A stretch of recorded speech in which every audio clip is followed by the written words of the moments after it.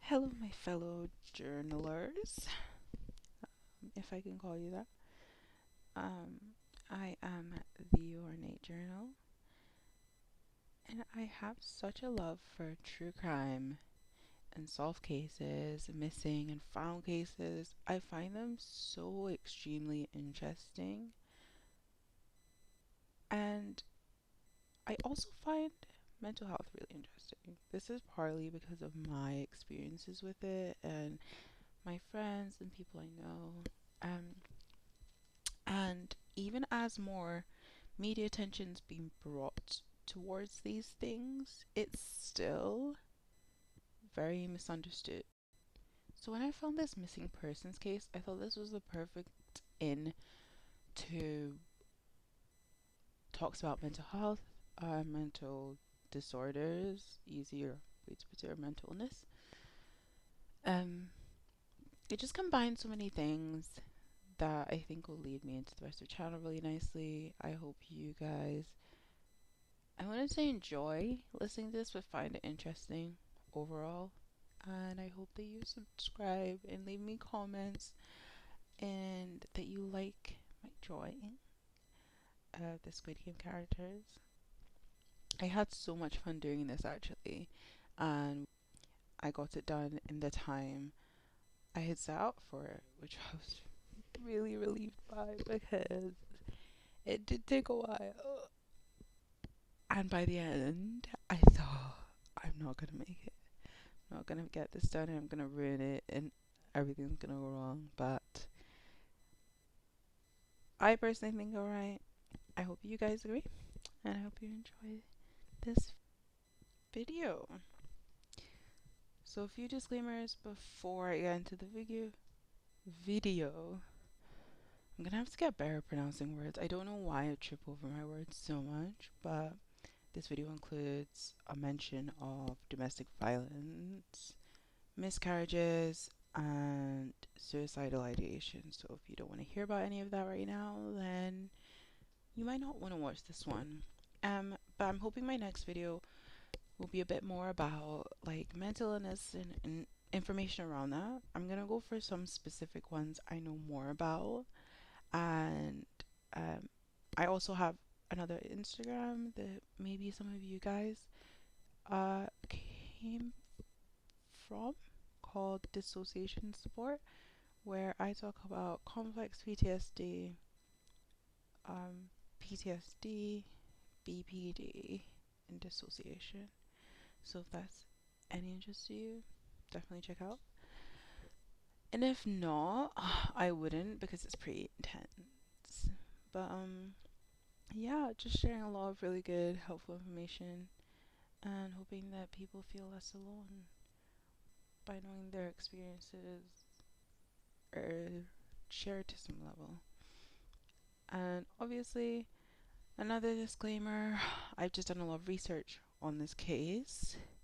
So if I happen to get anything wrong, my apologies, but I did my best to get as accurate information as possible. And a lot of the stuff, because um, Emma Beadle, Emma, Esther, Esther Beadle was found. A lot of stuff is like stuff that she said, and hopefully the journalists have kind of been really honest about what she said and not twisted it, because that's where I'm getting a lot of my information from. Anyway, let's begin. Esther Beadle was last seen leaving her home at 10 p.m. on Friday, January 2016. So she was supposed to meet a friend in London the next day, and when she didn't, alarm bells started ringing. Within hours, there was hundreds of tweets about her, describing her, detailing her, her last known movements, asking for information. Hundreds of Esther's family, friends, colleagues, and contacts took to social media in a bid to trace her. So, bit of background. Who is Esther Beadle?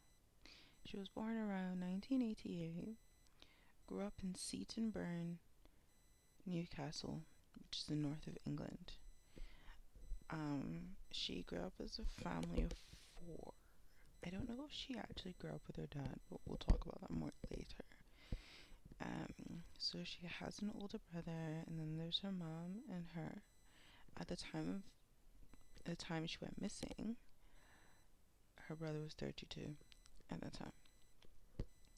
So she attended Seaton Burn college,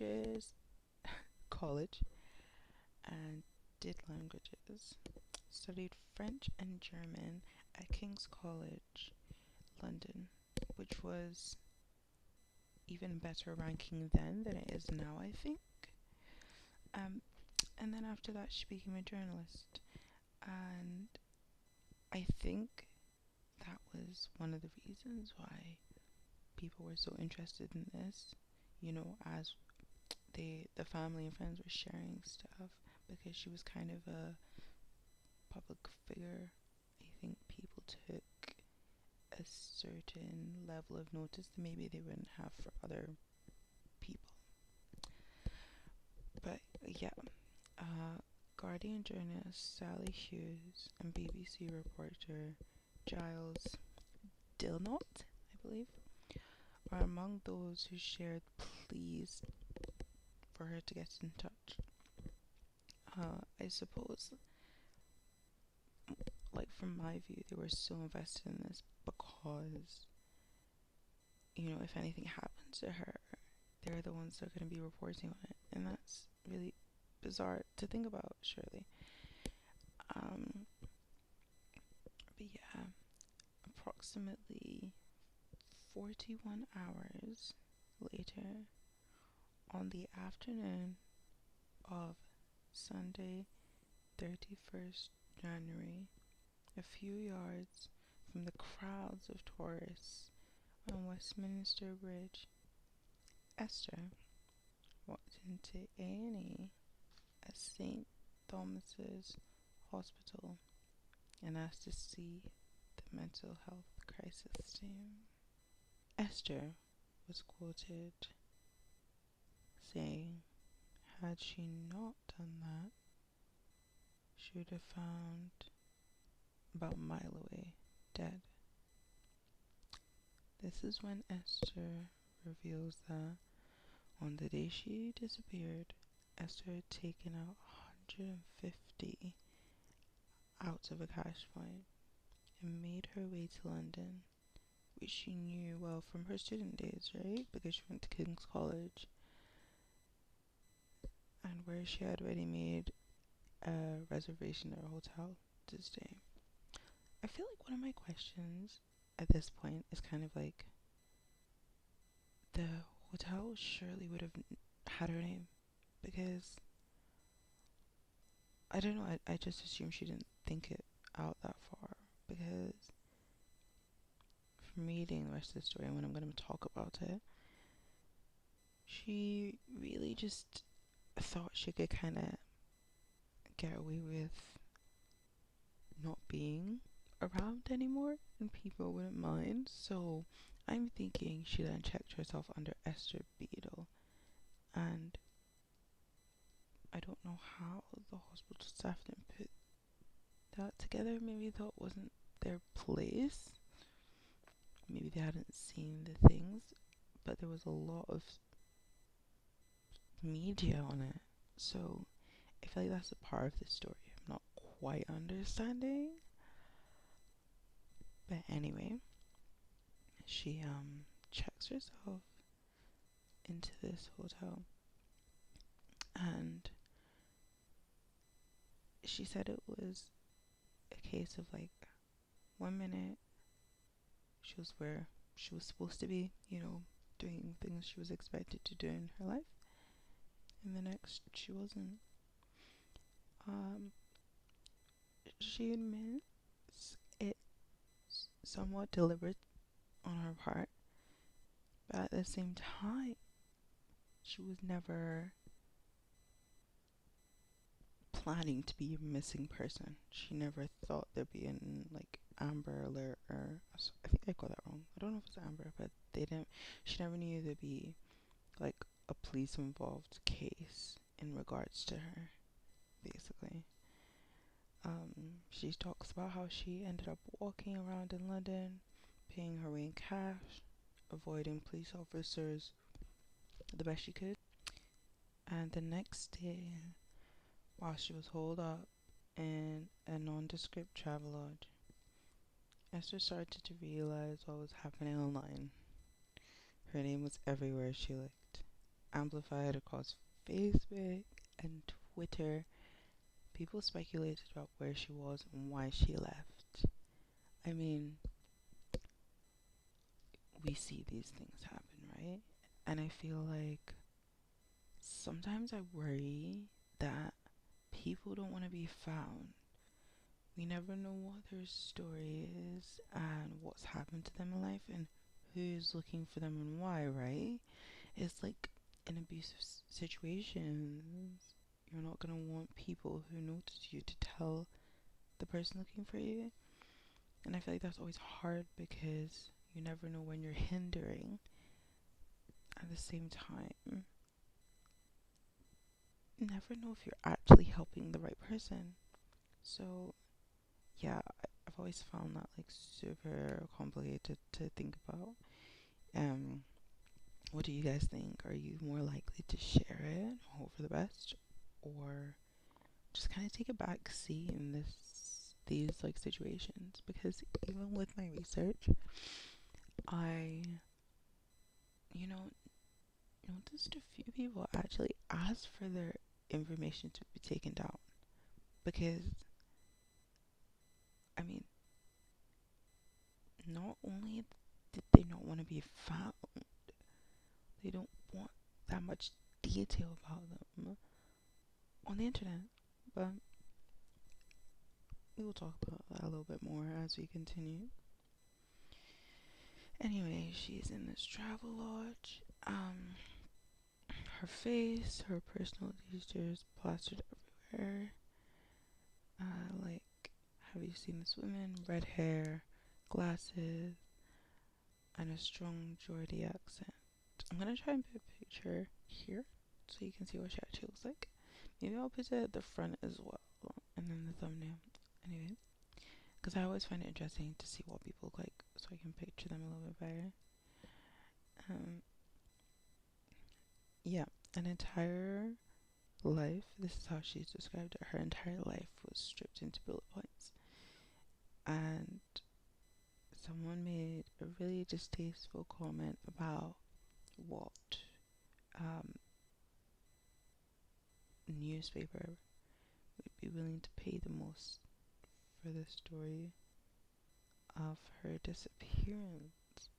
It was just cruel, you know? Because if she was in real danger, I just don't know. I mean, I guess you might not have access to the internet and stuff like that, but still, it's just incredibly insensitive, and I don't know why people make jokes like that, honestly. But Esther talks more about what was actually going on with her in that time, like what was going on in her head, what was she thinking, and I find those the most interesting things, and weirdly enough relate to it in like, I don't know, it's kind of bizarre because I think a lot of us can relate with that feeling of just wanting to step away from our lives. I think especially with social media.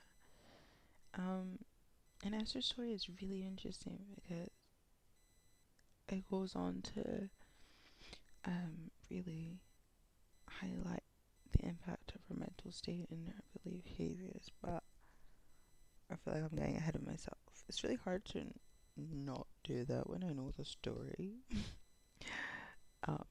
And when I was looking at it and researching on newspapers, it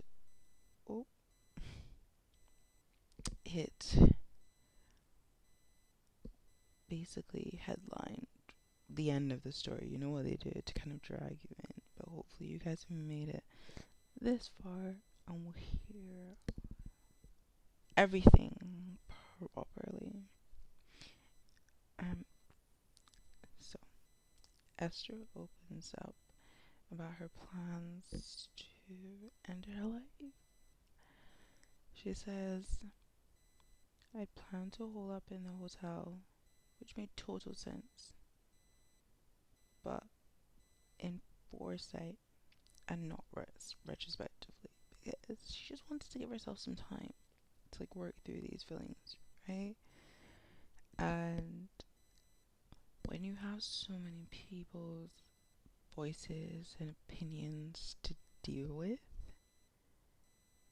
like you're gonna want a bit of space. I mean, it kind of makes you think, why didn't she just ask for this? Like, ask for a bit of space. I think setting up with work and things like that can be complicated for sure, but it ended up not being the relaxing time she wanted in the end because of the whole social media stuff. And I think that's something she didn't factor in when she thought, oh yeah, taking myself to a hotel for a few days is a good idea. Esther notes, oh my gosh, my voice. Esther notes what she found most difficult was the fact that it went from a story being in the UK to suddenly parts of Europe. And not only that, random people, strangers, were inserting themselves into her private messages and asking where she'd gone and when she was coming back. And I guess she just never thought that news would even spread this fast. And it was so much of the opposite that she was looking for. This had an even greater effect on her.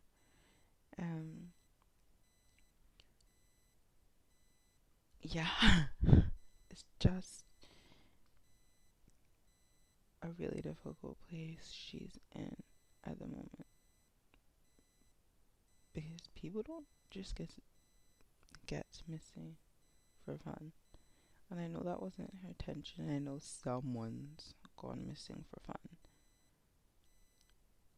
But I can't imagine what it's like when you feel very close to a breakdown or midlife crisis and you have strangers assessing your life and your actions and then messaging you as if they know you. Like, how bizarre. People are kind of bizarre, to be honest. I mean, I'm trying to get how you feel like as a stranger messaging someone you don't know who's supposed to be missing is going to be of any help. But, when you have access to that many strangers, you're going to get some interesting behavior. But yeah, after Esther checked herself into the hospital, the police declared her to be safe and well.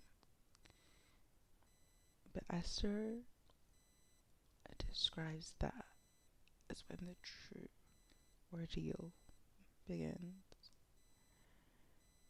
What followed for her now was a strange, out of time few weeks, which turns into months, now years, in which her life has changed completely. It's like there was time where her life was, or she would describe it as before she went missing and after she went missing, just because of how much changed in those 2 days. It wasn't even up to 2 days. How insane. That is mad. I suppose it's a good thing in a way because a lot of people who go missing don't get this kind of media attention, and if it was really needed, and if she was in danger, I suppose it could be a positive thing. So there's that. Um, but she describes this experience as the most traumatic, significant, and confusing upheaval she's ever gone through.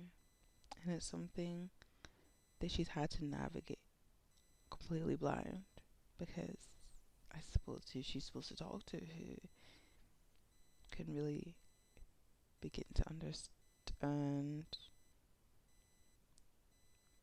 not only why she did what she did, but what she's going through after having done that, right? But she kind of talks about the complications with when an adult goes missing deliberately. So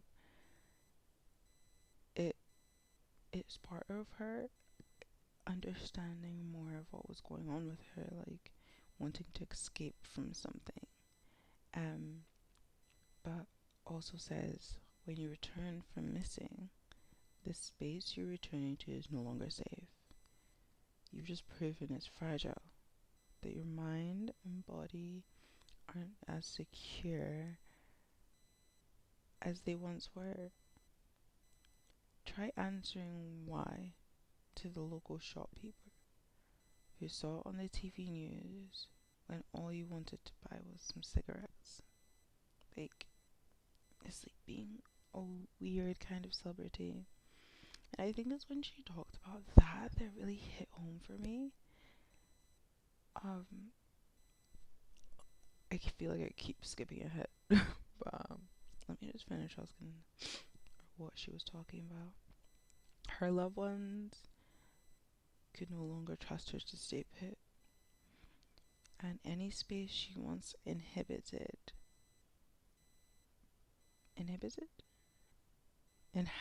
sorry. Any space she once inhabited, home, work, online, was now tainted, as you can imagine, right? In the end, her missing persons episode contributed directly to her losing her home, having to give up a job she loved, losing the man she hoped to build a future with, and leaving a beautiful city she had finally been happy to call home. She says it's a shame because it's understandable why people don't come back. And not only that, how much worse would that have been for them? Even the trauma of being taken leaves the space you come back to very complicated. And these are the times where my heart just goes out to any kind of missing person because whatever they're going through is probably extremely difficult. But then coming back,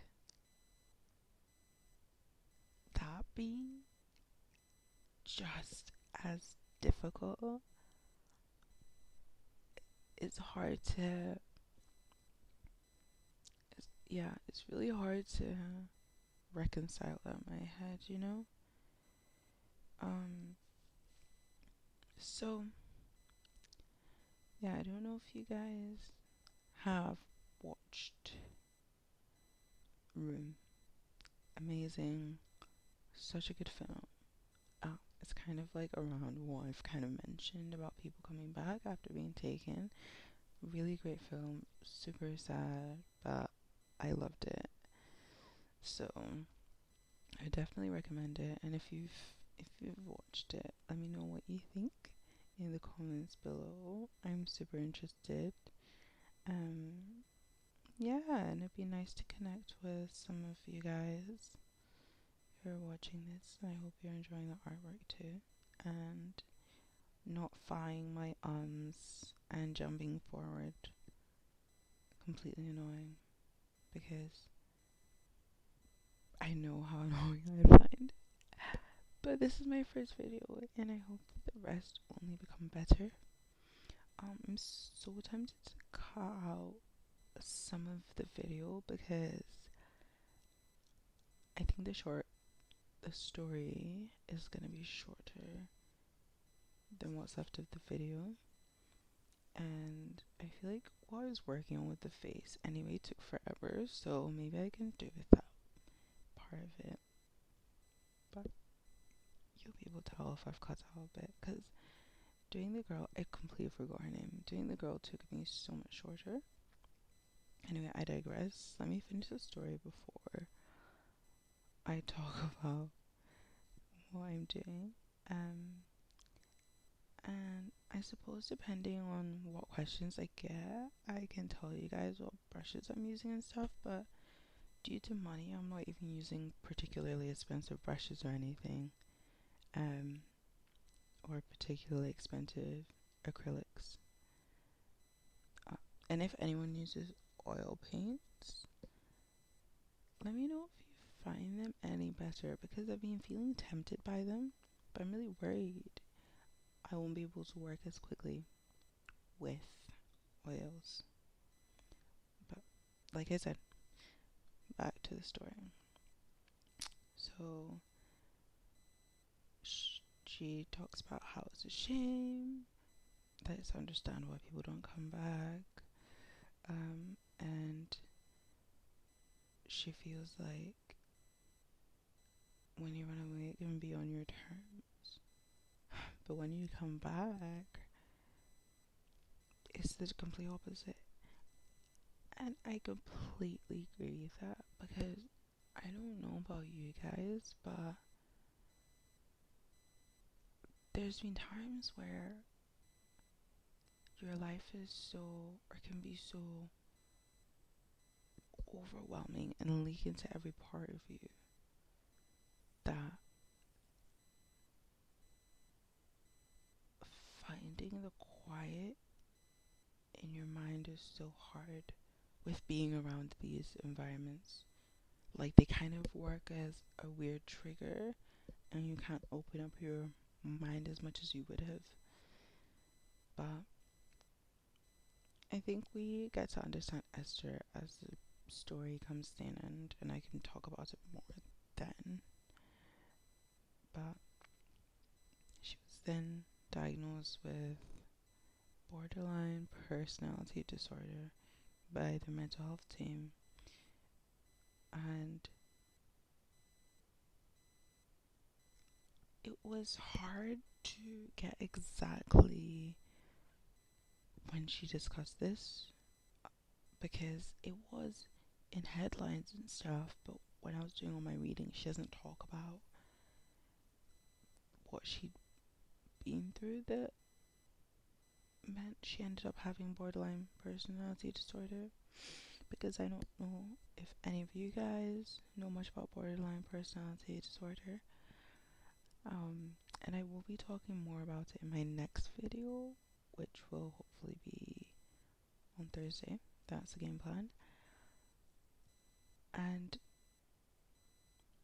she'd gone through domestic abuse from her father, I believe, because one of the articles she was talking about searching on Facebook and trying to find him, but I don't know if that's just to do with that, because they really didn't mention the domestic abuse in the articles very much at all, as well as her miscarriage, which is one of the other things that triggered this mental breakdown.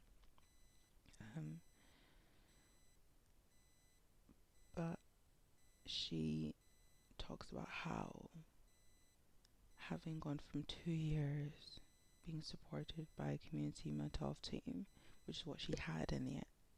The crisis team is like the initial point of contact, and then the community mental health team is the one that does your medications, like therapy, but she's also on another waiting list for psychotherapy because, well, a community mental health team makes sure you kind of can function in the community okay. So I assume she's looking for like a better team to work with her so that she can be better in herself. I'm assuming that's what it is. That's what it sounded like from my reading.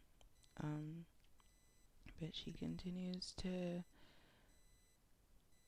talk about how every year the equivalent of the size of Stoke goes through this. Stoke is obviously a city.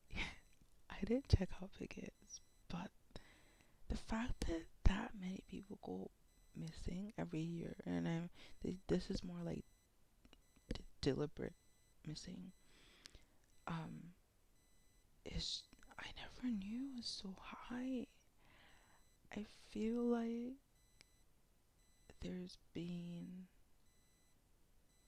those moments where that kind of thing's gone through my head, right? You know, like when you just want to get away from stuff. Like I've explained, you just want to get away. You don't want to have that accountability so strongly in your life that you feel the need to do something. And the fact that that many people feel like that, I think is insane to me and highlights a greater problem. There's clearly nothing really in place to help people feel like this. And like even from my experiences, I know depending on where you live, you're gonna get more help than if you were somewhere else, which is pretty bad. Because what you do if you're not in the right borough or part of the country to get the help that you need? Like, what do you do with that? And for example, like Esther was in Oxford, but she got the help she needed from London. And I suppose she only even got that because she went missing. What if someone doesn't go missing, ends up in a hospital in London? They're most likely to be turned away or put on a really long waiting list. So, yeah, it's just really sad. And she talks about how it or the system is so inadequate for missing people and people with mental illness, which I think a lot of people don't realize is such a big thing at the moment. But yeah,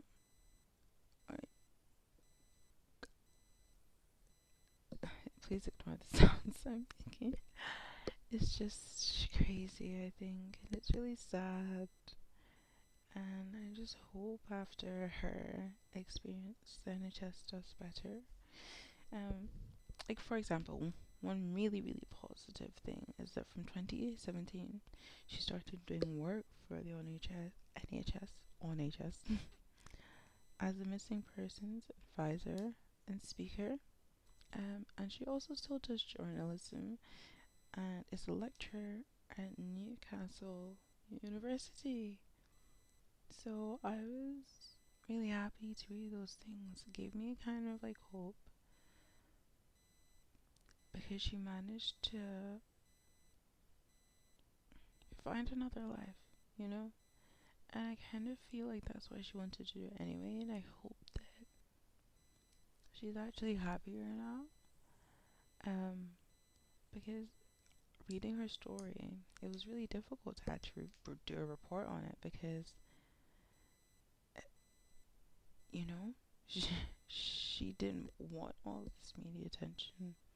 But I think she has a really great, important story, and I hope that it helps you guys in some way. It'd be nice to know if it did. If any of you have ever thought about running from your life, I suppose. Because clearly a lot of people think about it, right? And if you're struggling with mental illness as well, and there's very little help for you, you know, kind of what are your options? And I think that being someone who has been in the system as well, it's not somewhere you want to be. And as much as people like to say there's not really stigma around mental illness, there definitely is, and particularly with doctors, even the ones that are trained in mental health work, they're still very insensitive and dismissive people overall. So it puts more people in the position where they don't want to reach out for help, or they're on waiting lists for years. Like even Esther, who went through the whole ordeal of being missing and going through something as difficult as that, is waiting that long to have psychotherapy. It kind of puts, I don't know how to put it, it puts the struggle into context, I suppose. And that's even when she's come out to try and specifically get help. You can kind of understand why she did what she did.